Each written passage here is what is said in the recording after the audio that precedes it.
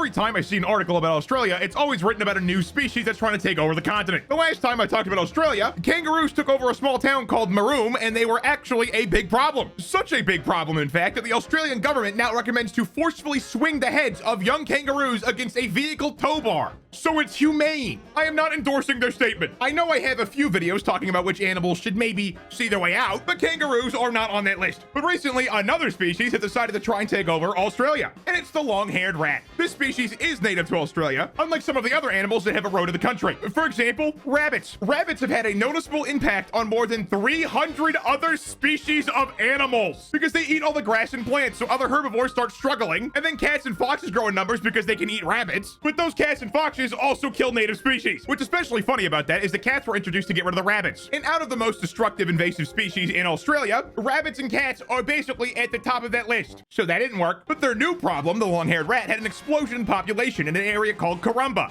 which is a very fitting name. And as a result of this population increase, they destroyed a lot of fields for farming, devoured food reserves, and attacked pets. There's not much that's more terrifying than being attacked by a horde of rats, so I'm glad I don't live in Australia. Luckily, though, if you do live in hell, this is actually normal, and I think that's worse than this being a one-time thing, actually. They call the explosion of the long-haired rat population the rat plague, because that's a good name when the most infamous plague in the world was spread by rats. I wasn't worried about a new plague or anything like that, but since this is a normal thing, it'll eventually end because the rats will eat everything and die. Because every mammal on the planet pretty much hits a peak population and then quickly starves to death. The only mammal not to do that is us, and for some reason I had a teacher say it won't happen to us, but we just haven't hit peak population. The current population prediction already tells this story. And have fun arguing about that one in the comments because I know it's gonna piss somebody off.